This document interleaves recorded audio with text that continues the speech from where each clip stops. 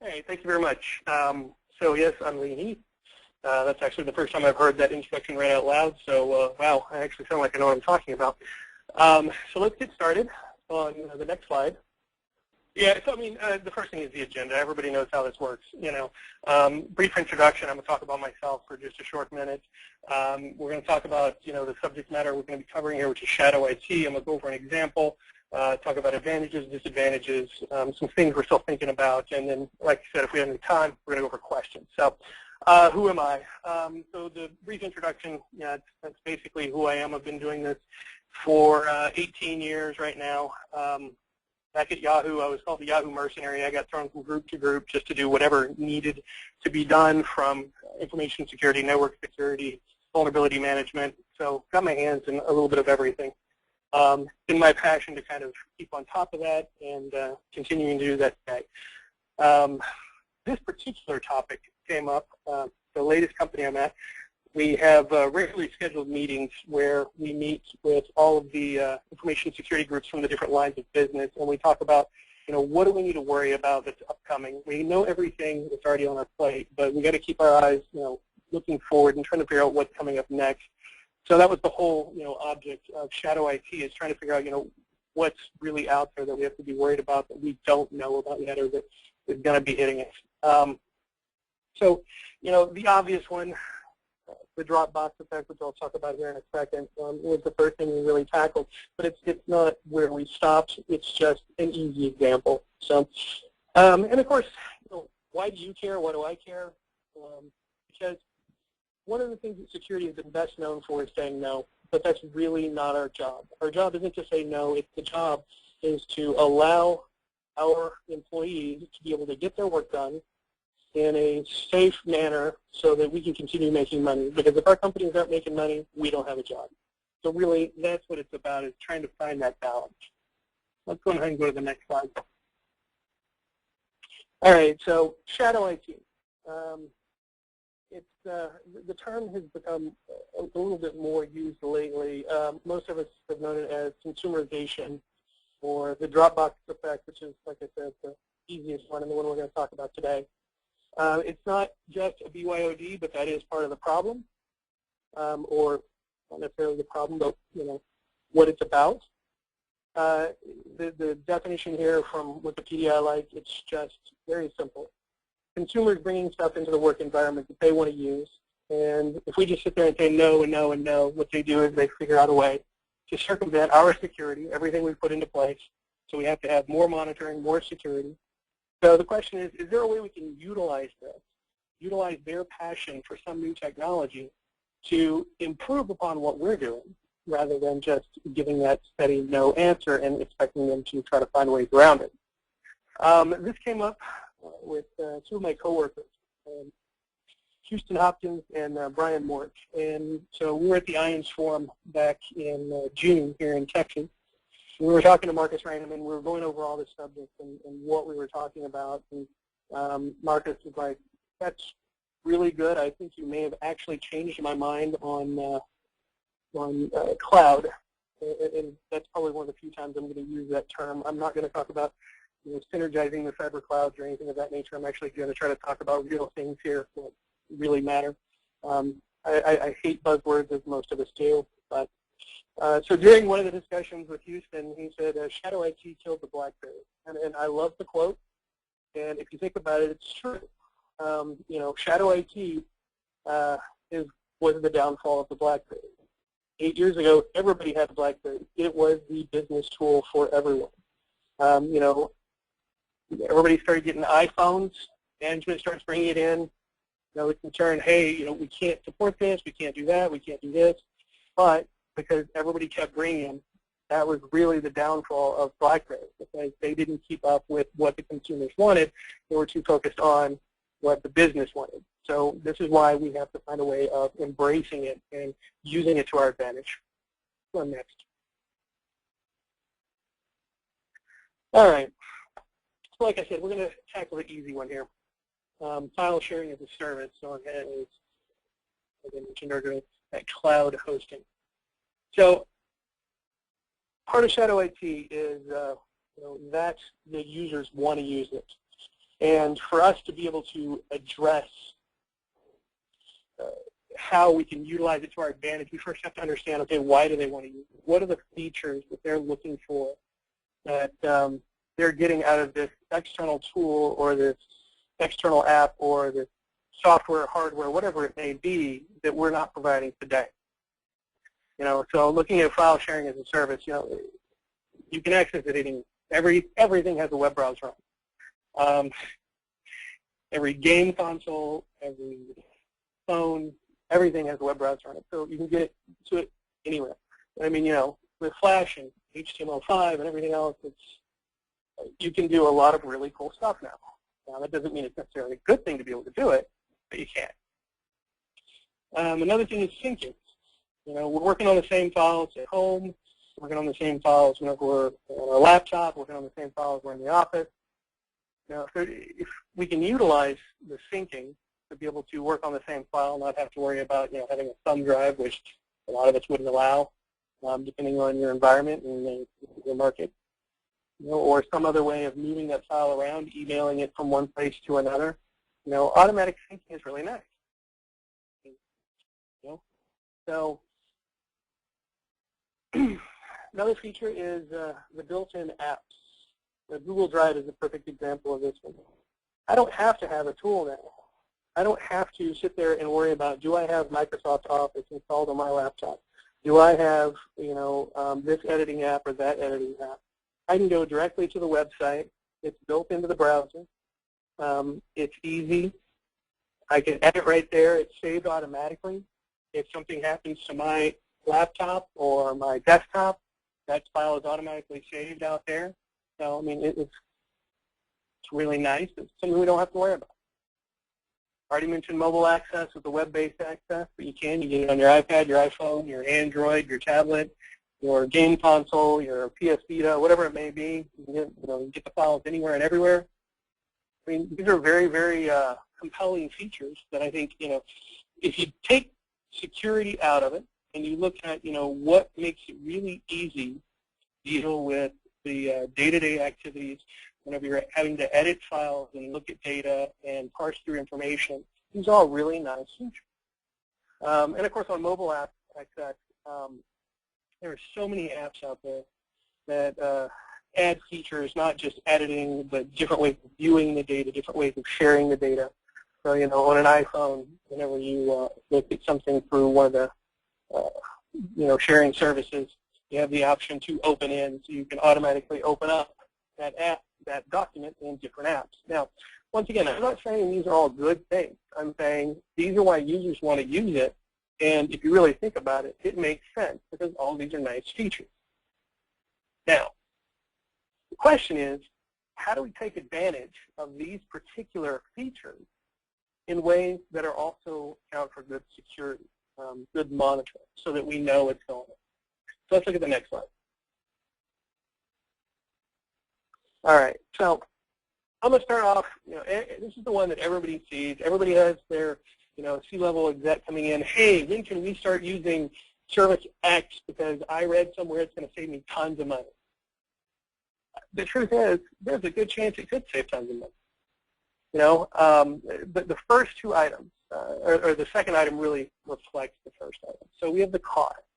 It's a simple price based on per user per month, or you can have a multi-year contract or whatever it may be, but it has to do with how many users can access, how much data you can have up there. It's really simple. It's easy to calculate out. You don't have to worry about storage or backups. In theory, it's automatically being done. It's one of the concerns, but it can be cheaper. It's also easier to plan out. If you know that you're going to hire 10 new people and they need access to this service, you know exactly how much it's going to cost based on what everybody else is already doing. It's not that, okay, what is the current cost of storage? What is the current cost of to replace that backup system? What's the current cost of, X? It's a much easier to find. So, I mean, this is a really big advantage, and one of the things, especially like on the CFO side, that they really, really like, because they can have in there exactly how much it's going to cost per user. Another advantage for a lot of these services, we have revision tracking. I don't know about you, but emailing files back and forth to different people in a group and saying, okay, here's my edit, okay, here's my edit, okay, here's my edit, you end up losing track of where it is. I mean, we have internal revision control systems. We can utilize that in some instances, but it's really nice that a lot of these services, file sharing services, have it built in. So every time somebody uploads a version or it gets resynced, it automatically backs up one of the previous versions. Well, this is another huge advantage. Makes it very easy to be able to go back and see who added what, when, where, or revert to a previous version. You have somebody who decided to be malicious and delete all the content of a file. So all you have to do is go back a couple versions and you have what you had before. It's very easy, very nice.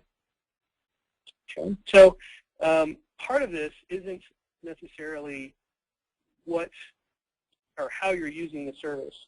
It's like what data you have up there and advantages over standard file storage. So the next item, the data ownership, was one of the big ones that I liked. So you have an old file share sitting out on a corporate network, standard file share running Windows, FMD. And as people leave, we're deleting user accounts, but now we have orphan files. We don't know who the owners are. We don't know exactly where all they've placed files. It's difficult to keep track of who owns what. In these services, the nice thing is every file that's uploaded has an owner. It's designed that way. Whoever uploads it owns it. If you have an administrator, they can assign files to specific people. But the nice thing is whenever you have somebody leave, it doesn't just orphan that file to have no owner. A lot of the services we looked at ended up with having the ability to replace the owner with a manager or another user whenever a user is deleted. Now, thinking about that, thinking about how you do data retention and how you do data ownership and data classification. So these are things that are very, very important to security. You have to know what you have before you can protect it. So knowing who owns the file can mean a lot. It's a big difference between the tech support files and files that may be owned by legal or files that may be owned by different groups. The owner of the file can be very critical. So the fact that every file has an owner and maintains an owner even if the original owner is removed is a big deal. I'm going way too fast. I apologize. All right, let's go ahead and go to the next slide. All right. So as I'm talking about these, I'm going to talk about some of the instances where things didn't necessarily work the way they're supposed to or the way we want them to. One of the things we found was as we're looking at these services, in this particular case of the file sharing services, none of them were perfect. We went into this looking at it from a standpoint of what do we want to see. And I think one of the problems with a bunch of these hosted services is that people go into them expecting them to be perfect, and that's not going to happen. And unless the company is willing to work with, the end users, the more corporate users, they're not. I don't see them being able to succeed in the long term. End users are great, consumers are great, but that's not really where the money is. If you can provide a service that can be ingested by a company where you have real money coming in on a regular basis, a company is more likely to survive. So pushing back and saying, I can't use that because X, here's why, giving definitions, helping the company understand really can make it different. And this is one example. I mentioned earlier the data ownership. Data ownership is great, but really what we mostly care about is classification. Excuse me. Is the data you're putting up there something that's sensitive, or is it just general public data? who is it being shared with, and that's going to matter about the classification. As things are being uploaded, is there a way of classifying at that time? You know, one of the concerns is, hey, if I upload 1,000 files, are they all classified as non-confidential or a particular classification based on yours, you know, red, green, blue, orange, yellow, black, whatever it may be. Every company has a different classification system, but the idea is, can you classify it? Can you bulk classify it? Can you have it to where you have to classify it before you can upload? In this particular case, most of the time what somebody's going to tell you is, well, you can add a tag to that. And tags can be interesting. You can tag it however you want. So the basic deal that's going to allow you to do is, whenever you're running reports, run a report on things that have specific tags. That may work. It kind of depends on your particular situation. A lot of systems are starting to move towards a more robust way of doing data classification. And I think that it's going to continue to move forward to allow us to be able to say, I want this classified this particular way so that it can only be shared within the company, but these files are classified a different way so you can share it outside of the company or with these specific companies. That's still growing. I don't think it's quite matured yet. All right, so along with that, we have data retention. Okay, just like every file that uploaded has a owner, every file has timestamp. Just like on your OS, it has a timestamp of when it was added, when it was modified, when it was read. Almost every system had this type of reporting capability. That's great because, you know, we all have retention policies, and we all know after X number of months or X number of years, certain types of documents need to be purged. If they haven't been used, modified, read, updated, something, they need to be purged. Or at least in theory, we all have data retention policies that tell us these things. Well, having a system where you can do it automatically, where after a file hasn't been updated for, we'll say, 36 months, it gets automatically deleted. Or you can have it to where, you know, 6 months before that, we generate a report, show me everything that hasn't been accessed for 30 months, with knowing that, hey, these will be deleted, make sure that falls into the category. Tie that in with data classification. You have to have the data classification to know what the data retention is for a particular document or who the owner is. All of this is, you know, critical for being able to control where your data is and what's being done with it. You have to know these type of things, and these online systems offer it. They have huge amounts of metadata around every single file, and it's all accessible in one way or another. It allows you to put in these particular things such as classification and retention. So the next item is accountability. This is where the metadata really comes in. So ultimately, the original idea behind file sharing services was to be able to share a file with someone else in a convenient way. Files are getting bigger and bigger and bigger, but our email systems still only allow 5, 10, 20 meg email. Okay? So we've got these huge documents now that we need to share with someone on the other side of the office or the other side of the globe. Well, right now, with shadow IT and consumerization, somebody goes out, they set up a Dropbox account, they throw the file out there, they share it to whoever they want, and that's all you know. Or you may not even know that, depending on, you know, how you're monitoring. If it's something you're providing to your end user, you have the ability to not only see what they're putting out there, but you have the ability to see who else is getting access to it, whether or not they have the ability to edit the file and replace the file, or do they have the ability to download the file, or do they only have the ability to preview the file. All the metadata about where they're connecting from. It's not just, you know, who's connecting to it, but hey, what's the IP space they're connecting from? What device are they connecting from? Are they connecting from an iOS device? Are they connecting from, you know, a Linux box? Or is it something else? So there's lots and lots of data, and accountability is all about being able to see who's doing what. Once again, whether or not you can stop it That depends on how this service is set up and what it is you want to do. Plus, it has a lot to do with culture. There's always going to be those companies that have the big open culture. That's great. If you work in a company that has an open culture, you have to keep in mind that you're not going to be able to nail everyone down and say they can only do A, B, and C. But that doesn't mean that you have to be insecure. You can still go in and say, okay, you can do pretty much whatever you want to do, but keep in mind we're going to be watching. So if we see something bad, it has to be reported, and that's where this accountability comes in. All the metadata that you're storing around all this just makes it easier to be able to pull up and find out who's doing what, who they're sharing with, and everything else.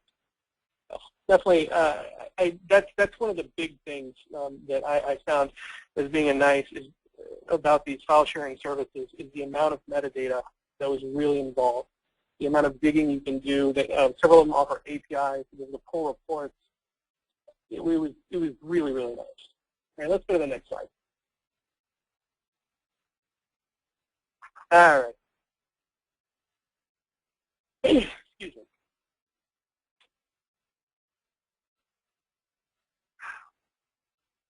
Sorry about that. I used to be a DJ, so dead air always bothers me. So more advantages here.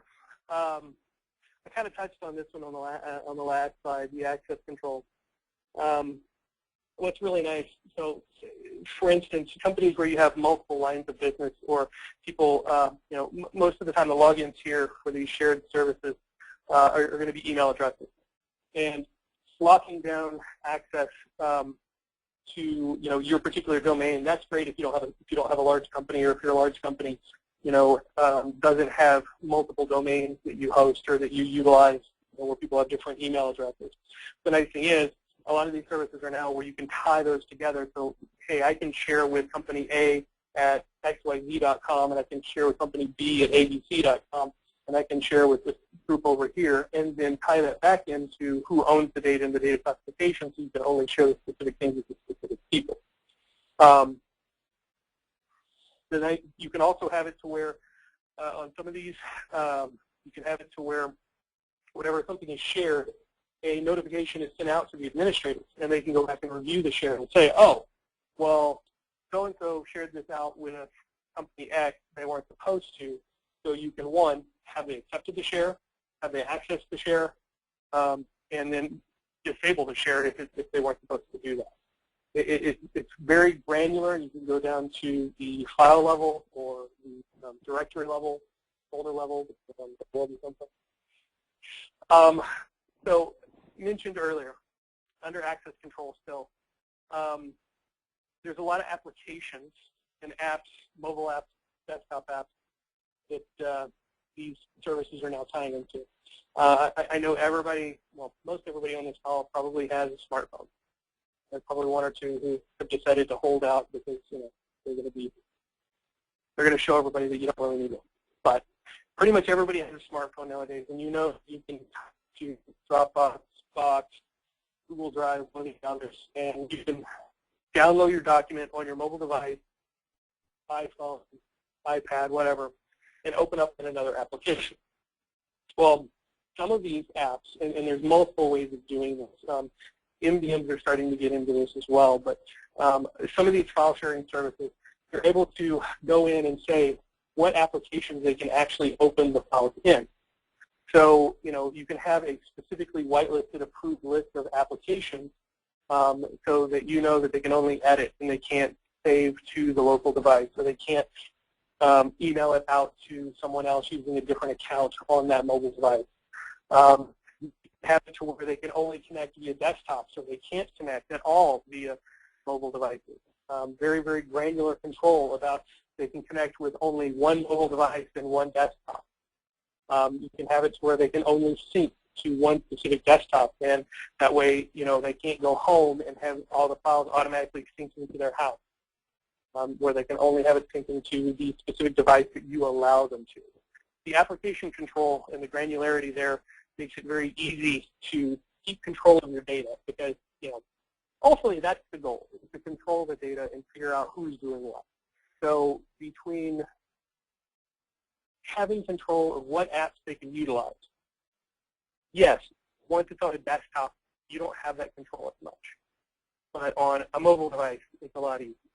But trying to keep track of where the data is and who's accessing it is really the crux of it. Okay? So, moving on.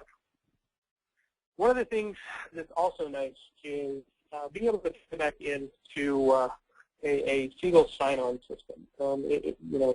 ADFX is one example of that. Now, there's a few ways of doing this.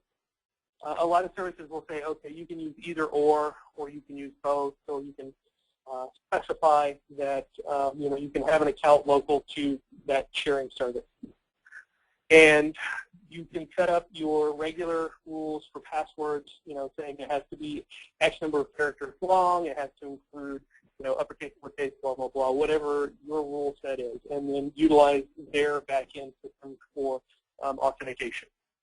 You can do a dual home mode where you can say, okay, use your back-end system for authentication, or use single sign-on as an option. Or, of course, the third option being only single sign-on. Now, from my standpoint, I want only single sign-on. And that way, so whenever I have a new user go out and try to sign up, they're going to be pre-provisioned for access to that service. So because they're signing in via SSO, if they don't have an account, it automatically gets created because they're authorized based on coming from my domain. If they go and try to set up an account using the corporate email address of whatever.com, it automatically redirects and says, hey, you need to set up through the single sign-on.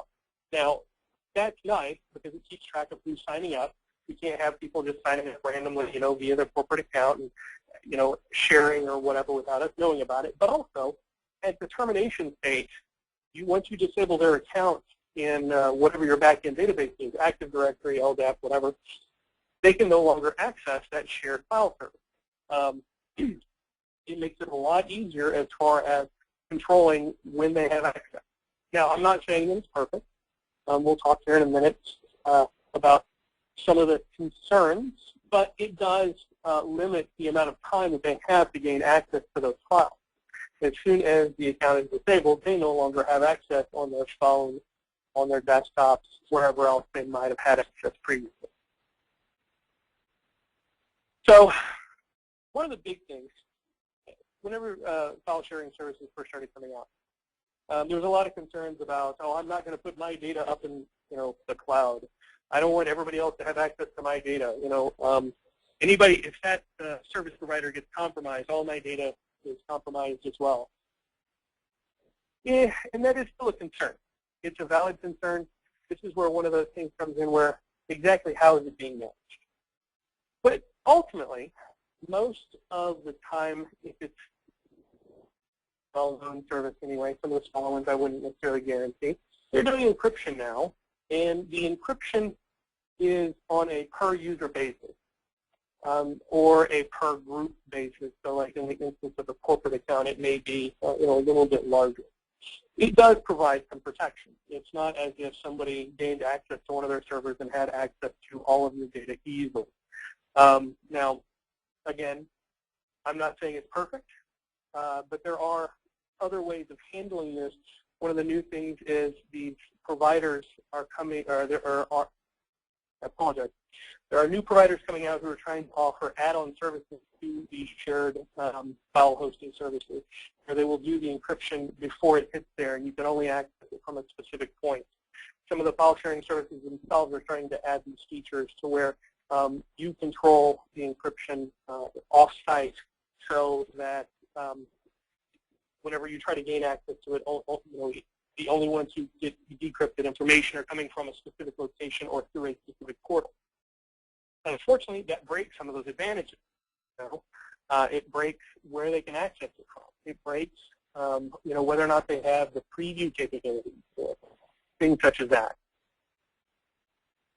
All right, let's talk about some of the disadvantages now. Let's go to the next slide. I've been mentioning this, and I don't want you to think the cloud is great. The cloud is great. Well, it's cool, but it's not perfect. But then again, there is no perfect solution. So it's what makes sense for your environment. The whole idea of this is to get people to think about not just saying no all the time, but actually thinking about, what are the advantages and disadvantages of this new service or this new concept or this new thing. Because if you're not careful, you can lose control and you end up doing it. You have it to do it anyway. So disadvantages. I listed cost as an advantage. Cost is also a disadvantage here.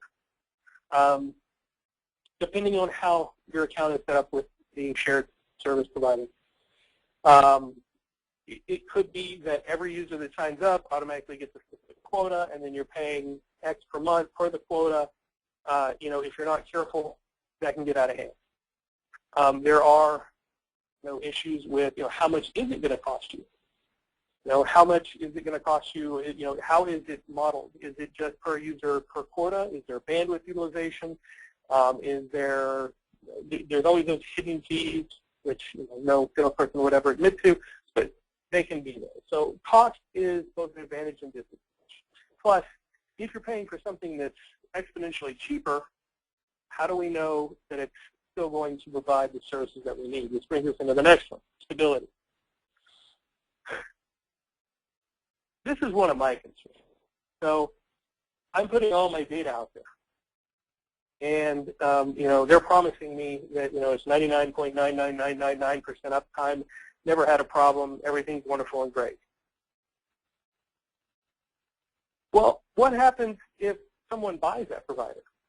I mean, it's not like we've never seen, some big company come along, buy up something that was working quite well and shut it down a year later. What kind of agreements do we have in place that we will have access to our data one way or another? What happens if they go away? And it's not always as simple as just whether or not the company gets bought. Bought is one thing. Going out of business, can't pay the bills. The provider comes in and shuts them down. They're most likely renting space out of a few data centers. What if the data center owner goes out of business? And there's all sorts of risks there. There's also disaster recovery. I'm sure everybody on the call has a BCDR plan. We all know exactly what's going to happen if a tornado hits our data center, or if a earthquake takes out our office. We all know where we're going to be and what we're going to do. The question is, does the service provider, what is often shared policy, do they have that? Do they know what they're going to do? Are they distributed enough? As you're looking at these particular services, which I do highly recommend, everybody should go out and look at it. Keep in mind what it is. I guarantee whether you think you've got it completely blocked or not, somebody in your company is using one of these. The question is, can you provide it so that you have better access into seeing what they're doing? Would it make more sense for you to provide it rather than them doing it behind your back? But as you're looking at it, do they have a BCDR plan? Do they have something set up? Are they distributed, or are they all on, the West Coast of America in a specific location? Are there now concerns about, depending on where they're located, who else might be looking at your data? Which, of course, is the next bullet point here. We all have the NSA paranoia, and rightfully so, one way or another. But that's not just it. It's it's the governments. It's other people who might have access. Where is the data being held, and how easily do they give it up? Who owns the key? This is back to the original concern with encryption. Yes, it's encrypted. Oh, great. Well, but everybody who has access to the service has access to your documents can do previews, which means technically the encryption is only while it's at rest on the disk, which is how good. You have to take into consideration, what are your concerns? What is it you really are worried about being seen? Like I said, I've been looking at other services that do encryption inline so that as it gets uploaded, it encrypts the data, so as long as it goes through that appliance, it's more secure. Whether or not that's the right answer, and it takes more testing, figuring out what works in my particular environment. Everybody's going to be a little bit different. All right, let's go to the next slide. All right. I touched on some of these as we've been going through. And these are still things that, even though, we've chosen a provider, we've decided on what we want to do, start, moving things out there, making sure that everything's working the way we need it to, the reporting, the alerting, looking at new features like, integrating DLP to be able to verify that things are really marked in a particular classification, that they match that classification, or, that things are being deleted when they're supposed to as far as our data retention policy and things such as that. But there are still some concerns about, and I mentioned this preview.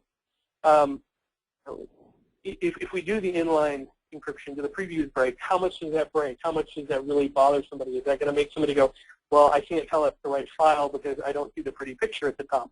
Is that something that we really care about? The second one is one that really, that I'm still trying to work with. So we allow syncing to a few devices, right? And that's great because that's one of the features that we like, being able to just open up a file, edit it, save it, it automatically syncs back out to the provider. That's awesome. Love the feature. Don't have to worry about it. Question is, get the single sign-on thing going, and we disabled an account. User no longer has access to the hosted content. But what about the stuff that's already synced? Whenever their account gets disabled in single sign-on, of course, the provider doesn't know anything about that. So they're not going to do anything. They're just going to say, okay, well, whenever they try to authenticate, it's going to fail. At some point, hopefully sooner rather than later, you have the account actually removed from the service provider. The question is, does their sync then delete everything that's on that user's disk, or is it just left there? Is there a way of knowing what was synced, what versions are actually out there? Honestly, that's one of the bigger concerns, because once you have somebody leave the company, if they had access to that data is out of your control and you can't see it anymore. All right. Excuse me. And of course, this is what we've been talking about. The shadow IT. Is it better to offer that solution? I think it is. I think overall, to me, security now is more about knowing what's going on and less about trying to control absolutely every aspect. Every time security tries to control every aspect of something, there is some kickback. In certain environments, it does work. I've worked in environments where credit card processing and things where you had to have complete control of the environment. You had to control what sites were going to, call centers, things such as that, where it's easier. But whenever you get on a certain level in certain types of companies, it's a lot harder to be able to say, you can't do this or you can't do that. And so that's where, you have to look at embracing some of the technologies and how to embrace it and which ones make the most sense. But it's beyond just saying, okay, we want to use that. It's actually researching and looking at, okay, here's the type of service. Again, the file sharing service is the easy one, but here's the type of service that our users seem to be using now. Looking at things like Evernote, where they're taking notes and it's being synced among devices. Okay, well, the question is that something that you want each person setting up individually, or do you want to offer it internally via some provider so that you at least know who's syncing with what data is out there? Because last time I checked, whenever somebody's in a corporate meeting taking notes, 9 times out of 10, there's going to be something in there that you don't just want floating around on the end. So if they have their iPad and it's syncing, do you really know where it's going?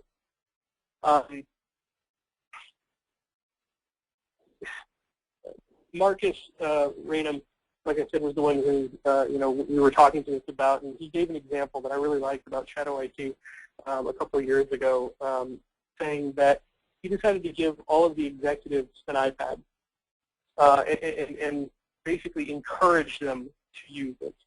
And the reasoning is because the built-in PDF reader is not as vulnerable as Adobe.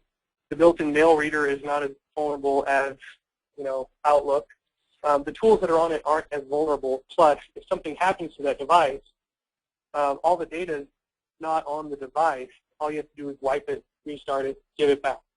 It made more sense to encourage the use of these devices than to try to discourage the use of the devices. It's looking at the situation and seeing what makes sense and seeing if you can utilize those features to your advantage instead of trying to say no and losing control. So the last item is leaks. Again, with even saying the name Snowden, the NSA, all that stuff. Does this make it easier if you're using, a shared file service such as this? Does it make it easier? When I found it, it didn't sound like it was really hard in the first place about it. But if there's more reporting and more metadata where you can see exactly who's accessing what, it may not be that it makes it easier to get the data out, but maybe it means that you have more knowledge of what data got out when, who accessed it. Again, these are still, as far as from a corporate side, a bunch of these services are still in a growth period. They're starting to integrate ELP, so you can keep better eyes on these things. You can say it falls under this particular categorization and has this type of data in it, don't allow it to sync to this device. These are things that are still upcoming and things that they're working on. But again, that's not really the point. The point is, what can we do to keep our users productive, to an extent happy, because happy workers are better workers, while we are still able to control the reins to some extent and keep an eye on what's going on. That's the whole concept here, and I think that's the way kind of security needs to be moving. And that really kind of about wraps up what I have to say. If anybody has any questions,